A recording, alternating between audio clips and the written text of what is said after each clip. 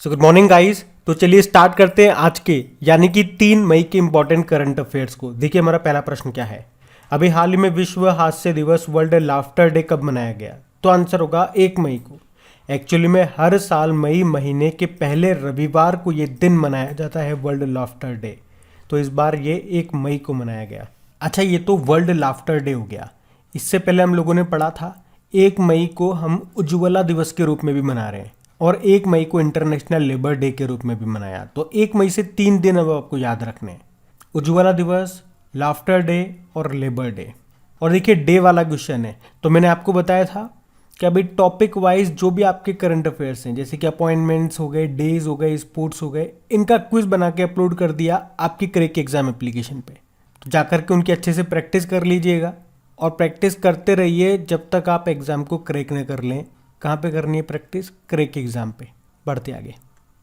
अच्छा, फिर बताइए अभी हाल ही में किसे प्रधानमंत्री नरेंद्र मोदी का सलाहकार एडवाइजर नियुक्त किया गया? तो आंसर होगा तरुण कपूर। तो पूर्व पेट्रोलियम सचिव हैं तरुण कपूर, जिनको अभी प्रधानमंत्री नरेंद्र मोदी का सलाहकार नियुक्त किया गया है। उन्हें 2 साल के लिए नियुक्त किया गया।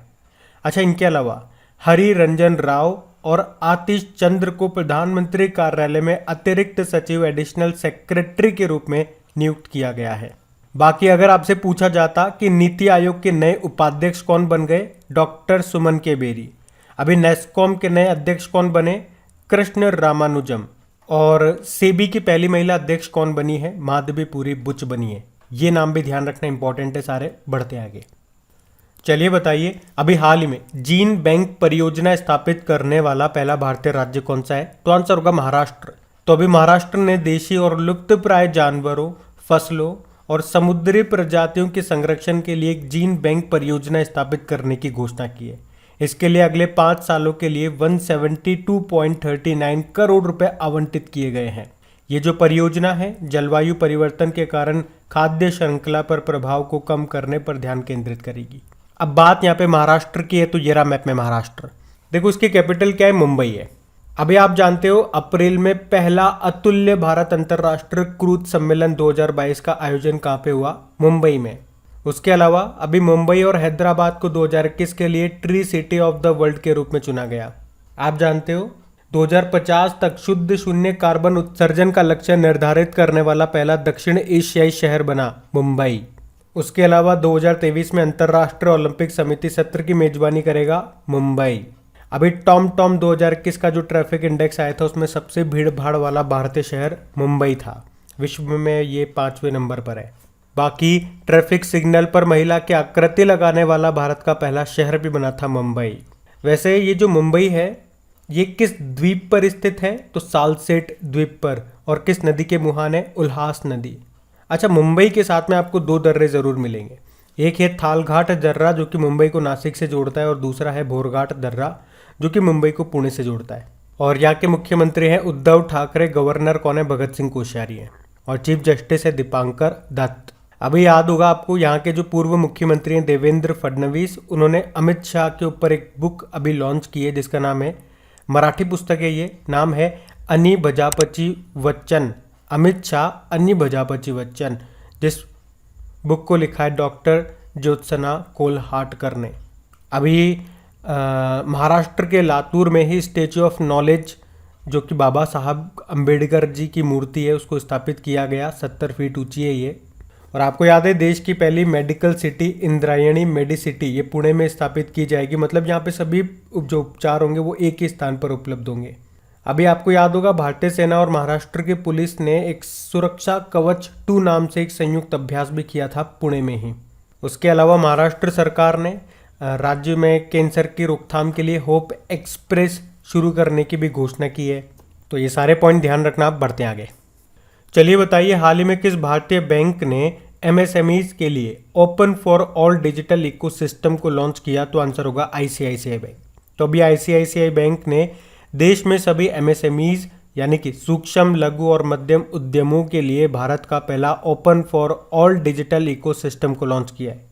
तो इसका उपयोग दूसरे बैंकों के ग्राहक भी कर सकते हैं। तो इसमें प्रदान की जाने वाली सेवाओं में से एक है इंस्टा ओडी प्लस, जिसमें आपको 25 लाख रुपए तक की तत्काल यानी कि इंस्टेंट और कागज रहित ओवरड्राफ्ट सुविधा मिल सकेंगी। देखो आईसीआईसीआई बैंक, यहाँ पे आईसीआईसीआई का मतलब क्या है? Industrial credit and investment corporation of India. Headquarter मिलेगा मुंबई में, एमडीसीओ संदीप बख्शी है। और आपको याद होगा अभी फरवरी की बात है, संदीप बख्शी को business standard banker of the year 2020-21 के रूप में चुना गया था। और इसकी टैगलाइन क्या होती है? हम है ना ख्याल आपका। अभी आईसीआईसीआई बैंक ने ही ऑनलाइन प्लेटफॉर्म ट्रेड इमर्ज भी लॉन्च किया। बाकी बैंक ऑफ बड़ौदा की बात करें तो वरिष्ठ नागरिकों के लिए एक नया फीचर जिसका नाम है बॉब वर्ल्ड गोल्ड, इसको लॉन्च किया था बैंक ऑफ बड़ौदा ने। यूनियन बैंक ऑफ इंडिया की बात करें तो इसने डिजिटल ट्रांसफॉर्मेशन प्रोजेक्ट संभव को लॉन्च किया। फेडरल बैंक ने महिला मित्र प्लस नाम से एक बचत योजना शुरू की। तो ये सारे पॉइंट्स आपको ध्यान रखने बढ़ते आगे। अच्छा बताइए, अभी हाल ही में किस राज्य के मियाँ का बाड़ा रेलवे स्टेशन का नाम बदल दिया गया? तो ये मिलेगा आपको राजस्थान में, मियाँ का बाड़ा रेलवे स्टेशन। राजस्थान में भी कहाँ पे? राजस्थान के बाड़मेर जिले के बालोतरा इलाके में। अब दूसरा प्रश्न, इसका नाम बदल के क्या कर दिया गया? महेश नगर हॉल्ट। इससे पहले भी 2018 में इस गांव का नाम जो मियाँ का बाड़ा था उसे बदलकर महेश नगर कर दिया था और अब उस स्टेशन का नाम महेश नगर हॉल्ट कर दिया गया है। और देखो, नाम बदलने की बात है तो आपको याद होगा अभी उत्तर प्रदेश का जो अयोध्या एयरपोर्ट है उसका नाम बदलकर मर्यादा पुरुषोत्तम श्री राम के नाम पे रखा गया। हरियाणा के हिसार एयरपोर्ट का नाम बदलकर महाराजा अग्रसेन के नाम पे रखा गया। और अभी लेटेस्ट करंट अफेयर्स में पढ़ा था हमने, कर्नाटक के शिवमोग्गा हवाई अड्डे का नाम वहां के पूर्व मुख्यमंत्री बीएस येदियुरप्पा के नाम पे रखा जाएगा। अभी गुजरात के केवड़िया रेलवे स्टेशन का नाम बदल के एकता नगर रेलवे स्टेशन किया गया। मध्य प्रदेश में हबीबगंज रेलवे स्टेशन का नाम बदल के रानी कमलापति रेलवे स्टेशन किया गया। मध्य प्रदेश का ये एक पाताल पानी रेलवे स्टेशन, उसका नाम बदल के तात्या मामा रेलवे स्टेशन किया गया। उसी तरह से मंडुआडीह रेलवे स्टेशन का नाम बदल के बनारस रेलवे स्टेशन किया। और मध्य प्रदेश का भोपाल मेट्रो का नाम बदल के भोज मेट्रो कर दिया। हावड़ा कालका मेल ट्रेन का नाम बदलकर नेताजी एक्सप्रेस कर दिया। और कर्नाटक का जो हुबली रेलवे स्टेशन है उसका नाम बदल के श्री सिद्धरुदा स्वामी जी के नाम पे कर दिया। तो इस तरह से काफ़ी नाम बदले गए हैं। और हाँ, जो मैंने अभी आपको स्टार्टिंग में कहा था कि टॉपिक वाइज करंट अफेयर्स की क्विज बना दी गई है आपकी क्रैक एग्जाम एप्लीकेशन पे, वहाँ पे इस टॉपिक की भी क्विज मिलेगी आपको। नेम चेंज 2022 में जितने भी नाम बदले गए हैं उनकी क्विज आपको मिल जाएगी। तो अभी हम बढ़ते हैं आगे। चलिए बताइए, अभी हाल ही में देश का पहला greenfield grain based ethanol plant का उद्घाटन कहाँ पे किया गया? तो आंसर होगा पूर्णिया, बिहार में। तो पहले पॉइंट तो याद रखना, देश का पहला greenfield green based ethanol plant है ये, जिसका उद्घाटन अभी बिहार के पूर्णिया में किया गया। इसका उद्घाटन भी किसने किया? बिहार के मुख्यमंत्री नीतीश कुमार ने। तो यहाँ पे रोजाना 65,000 लीटर की क्षमता से इथेनॉल का उत्पादन किया जाएगा। बनाने में इसकी लागत कितनी आई है? 105 करोड़ रुपए। और यहाँ पे ईंधन के रूप में, मतलब फ्यूल के रूप में चावल की भूसी का उपयोग किया जाएगा। अच्छा चलो, कुछ प्रश्नों के उत्तर दो। अभी प्रधानमंत्री जन आरोग्य योजना के तहत 100% परिवारों को शामिल करने वाला पहला जिला कौन सा बना? जम्मू कश्मीर का सांबा जिला। चलो बताओ, किस शहर ने देश की पहली डिजिटल बस सेवा का भी उद्घाटन किया? तो आंसर होगा मुंबई। और अभी भारत का पहला सामुदायिक radio station, community radio station जिसका नाम है दूध वाणी, इसका उद्घाटन कहाँ पे किया गया? गुजरात में। और भारत का पहला अमृत सरोवर ये कहाँ पे बनकर तैयार होगा? उत्तर प्रदेश के रामपुर में। अच्छा, भारत की पहली कार्बन न्यूट्रल पंचायत कौन सी बनी है? जम्मू कश्मीर का पल्ली गांव। अभी आपको याद होगा हिमाचल प्रदेश का चंबा जिला ये बना है 100वां हर घर जल वाला जिला। और झारखंड का जामताड़ा जिला आप जानते हो, देश का पहला जिला बना है जिसके हर गांव में पुस्तकालय है। उसके अलावा वैक्यूम आधारित सीवर सिस्टम लगाने वाला पहला शहर बना है आगरा। और पहली बार एक समुद्री शैवाल पार्क, इंग्लिश में कहेंगे तो सी वुड पार्क, बनेगा तमिलनाडु में। और देश का पहला स्किल इंडिया इंटरनेशनल सेंटर ये कहाँ पे खोला जाएगा? उड़ीसा की कैपिटल भुवनेश्वर में।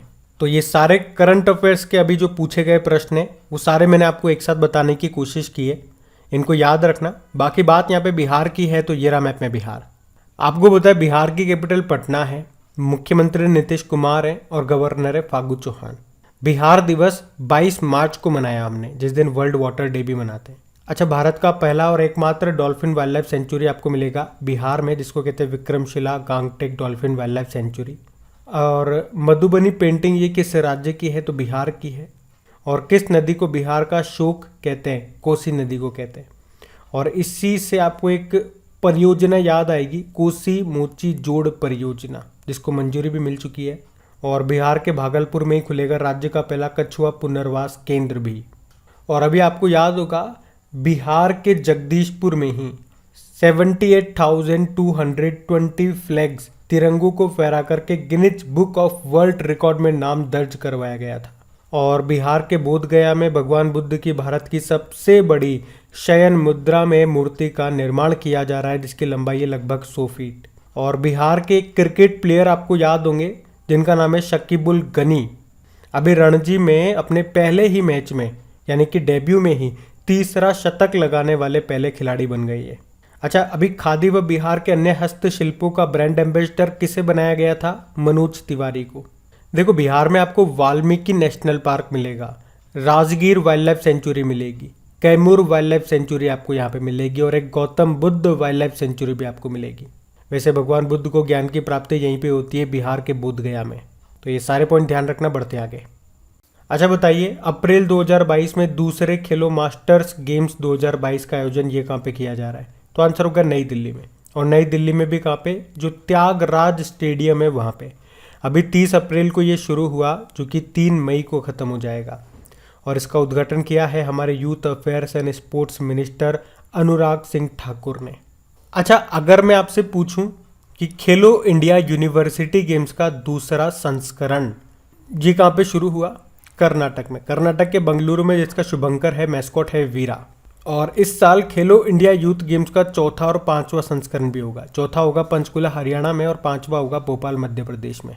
अच्छा, बात तो यहाँ पे दिल्ली की भी है। तो दिल्ली के अभी नए मुख्य सचिव कौन बने? नरेश कुमार बने। अभी प्रधानमंत्री नरेंद्र मोदी ने नई दिल्ली में प्रधानमंत्री संग्रहालय, प्रधानमंत्री म्यूजियम का भी उद्घाटन किया। अभी दिल्ली में ही पूसा कृषि विज्ञान मेला 2022 का भी आयोजन किया गया था। उसके अलावा भारत का पहला ई वेस्ट इको पार्क ये कहाँ पे बनेगा? दिल्ली में। और देश का पहला स्मोक टावर भी लगा है दिल्ली में। और भारतीय रेलवे कहाँ पे सबसे बड़ी कुश्ती अकादमी स्थापित करेगी? किशनगंज, दिल्ली में। तो ये सारे फैक्ट्स भी याद रखना, पॉइंट्स भी याद रखना, बढ़ते आगे।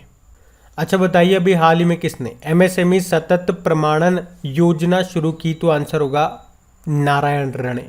हमारे एमएसएमई मंत्री यही है, नारायण राणे। और अभी इन्होंने इस एमएसएमई सतत प्रमाणन योजना को शुरू किया है, जिसका उद्देश्य क्या है? एमएसएमई इंडस्ट्रीज जो है, यानी कि जो छोटे उद्योग है, उन्हें सपोर्ट करने के लिए उन्हें 90% तक का सब्सिडी युक्त। अच्छा, एमएसएमई मतलब क्या हो गया? Micro small medium enterprises. और इसके लिए एक डे भी होता है, एमएसएमई डे, वो मनाते हैं 27 जून को। अभी आपको याद होगा एमएसएमई मंत्रालय ने महिलाओं को रोजगार के अवसर देने के लिए और आत्मनिर्भर बनाने के लिए एक अभियान शुरू किया था। उसका नाम बता सकते हो क्या? समर्थ अभियान। उसके अलावा संभव और स्वावलंबन पहल भी इसने शुरू की थी। अभी रैंप कार्यक्रम भी शुरू किया एमएसएमई मंत्रालय ने। उसके अलावा आपको याद होगा एमएसएमई मंत्रालय ने ही चैंपियन पोर्टल को भी लॉन्च किया था। और यहाँ पे मंत्रालय से जुड़ी सभी जानकारियाँ आपको मिल सकेंगी। तो ये सारे पॉइंट्स हैं, इससे याद रखने वाले, ध्यान रखना, बढ़ते आगे। अच्छा बताइए, अभी हाल ही में विश्व ट्यूना दिवस कब मनाया गया? तो आंसर होगा 2 मई को। तो ट्यूना ये एक प्रकार की मछली है जिसके बारे में जागरूकता फैलाने के लिए हर साल 2 मई को वर्ल्ड ट्यूना डे के रूप में मनाया जाता है। ये ट्यूना जो नॉन वेजिटेरियन जो लोग होते हैं उनके लिए भोजन का एक महत्वपूर्ण स्रोत होता है, क्योंकि ये जो ट्यूना मछली है इसमें ओमेगा 3, विटामिन B12, प्रोटीन और कई दूसरे मिनरल्स जैसे कई समृद्ध गुण इसमें पाए जाते हैं, कहने की बात की है। और पिछले कई सालों में ओवर फिशिंग या फिर अवैध फिशिंग के कारण ट्यूना मछली की आबादी में 97% से ज़्यादा की गिरावट आई है। तो इसीलिए ट्यूना को विलुप्त होने से बचाने के लिए इसे मनाया जाता है, ताकि लोगों को इसके बारे में जागरूक किया जा सके। तो ये ध्यान रखना, बढ़ते आगे। अच्छा फिर बताइए, अभी हाल ही में किसे सहकारिता मंत्रालय में सचिव बनाया गया? तो आंसर होगा ज्ञानेश कुमार। ज्ञानेश कुमार ये वर्तमान में संसदीय मामलों के मंत्रालय में सचिव हैं और उन्हें अभी देवेंद्र कुमार सिंह के स्थान पर सहकारिता मंत्रालय में सचिव बना दिया गया है। अच्छा, इनके अलावा एक और नाम है अल्केश कुमार शर्मा का। इनको अभी इलेक्ट्रॉनिक्स एंड आईटी मिनिस्ट्री, सूचना प्रौद्योगिकी व दूरसंचार मंत्रालय में सचिव बनाया गया। अच्छा, हमारे सहकारिता मंत्री कौन है? तो जो हमारे गृह मंत्री हैं अमित शाह वही हैं। अच्छा बताओ, अभी हमारे नए थल सेना उपाध्यक्ष कौन बने थे? भाई थल सेना अध्यक्ष तो मनोज पांडे बने थे, उपाध्यक्ष पूछ रहे हैं तो आंसर होगा BS राजू। और यहाँ पे ये जो नाम है डॉक्टर S राजू, ये आपको कंफ्यूज कर सकता है, इसलिए हमेशा मैं आपको साथ बताने की कोशिश करता हूँ जो भी मिलती हुई चीज़ें होती हैं। तो डॉक्टर S राजू ये जियोलॉजिकल सर्वे ऑफ इंडिया के अध्यक्ष बने। उसके अलावा एक और प्रश्न बन सकता है अभी आपका, अच्छा जूलॉजिकल सर्वे ऑफ इंडिया की पहली महिला निदेशक कौन बनी थी ये पूछेंगे तो आंसर हो जाएगा धृति बनर्जी। तो ये नाम भी ध्यान रखना, बढ़ते आगे। अच्छा बताइए, अभी अप्रैल 2022 में मिशन सागर 9 के एक हिस्से के रूप में INS घड़ियाल ने किस देश को महत्वपूर्ण दवाएं वितरित किए? तो आंसर होगा श्रीलंका। तो देखो, मिशन सागर 9 के हिस्से के रूप में INS घड़ियाल ने श्रीलंका को 107 प्रकार की 760 किलोग्राम महत्वपूर्ण जीवन रक्षक दवाओं को डिलीवर किया है। और इस मिशन का उद्देश्य क्या है? श्रीलंका में चल रहे आर्थिक संकट के दौरान चिकित्सा सहायता प्रदान करना। तो भारतीय नौसेना सागर विजन के अनुरूप मित्र देशों की सहायता के लिए मिशन सागर नाम से मानवीय अभियान चलाती है। तो इस जहाज का नाम भी आपको याद रखना है, INS घड़ियाल। देखो बात यहाँ पे श्रीलंका की है, तो ये रहा मैप में श्रीलंका। देखो श्रीलंका की 2 कैपिटल है, कोलंबो इसकी कमर्शियल कैपिटल है और कोलंबो में आपको एशियन क्रिकेट काउंसिल का हेडक्वार्टर भी मिलेगा। और एक और है श्री जयवर्धनेपुरम कोटे जो कि एडमिनिस्ट्रेटिव कैपिटल है। करेंसी श्रीलंकन रुपी है, प्रेसिडेंट है गोतबाया राजपक्षे, प्रधानमंत्री है महिंद्रा राजपक्षे। अभी आपको ये भारत और श्रीलंका के बीच में एक स्ट्रेट दिख रहा होगा, इसका नाम पाक स्ट्रेट है, पाक जलडमरू मध्य। और एक्सरसाइज करते हैं हम श्रीलंका के साथ कौन कौन सी, एक तो मित्र शक्ति करते हैं और एक स्लाइनेक्स नाम की एक्सरसाइज करते हैं। बाकी आप जानते हो मैच फिक्सिंग को अपराध की श्रेणी में रखने वाला पहला एशियाई देश आपका श्रीलंका ही है। और अभी आपको याद है 2022 में 5वें बिम्स्टेक समिट को कौन होस्ट कर रहा है? श्रीलंका। और 2022 में श्रीलंका ही एशिया कप को होस्ट कर रहा है। ये चीज़ें भी ध्यान रखना, बढ़ते आगे। अच्छा चलिए बताइए, अभी हाल ही में अमेरिका ने कितने देशों को अपनी वार्षिक प्रायोरिटी वॉच लिस्ट में शामिल किया? तो आंसर होगा 7 को। तो अमेरिका एक रिपोर्ट जारी करता है जिसका नाम है स्पेशल 301 रिपोर्ट, और इसमें वे उन देशों को शामिल करता है जिनके ऊपर उसे निगरानी रखनी है। तो इस स्पेशल 301 रिपोर्ट में क्या होता है, एक लिस्ट जारी होती है जिसका नाम है प्रायोरिटी वॉच लिस्ट। उस रिपोर्ट को बोलते हैं, उस लिस्ट को बोलते हैं। और इसमें भी 7 देशों को शामिल कर लिया गया। 7 देशों में भारत है, रशिया, चीन, अर्जेंटीना, चिली, इंडोनेशिया और वेनेजुएला है। तो अब बात करेंगे कल के वीडियो में पूछे गए प्रश्न के उत्तर की। देखो कल के वीडियो में क्या पूछा था आपसे, हमारे नए थल सेना उपाध्यक्ष कौन बन गए? तो आंसर इसका क्या था? BS राजू। आप सभी ने प्रश्न का बिल्कुल सही उत्तर दिया है। और गाइस प्लीज़ अगर सेशन अच्छा लगा है तो लाइक करना ज़रूर और इसे अपने दोस्तों के साथ में शेयर ज़रूर कर देना।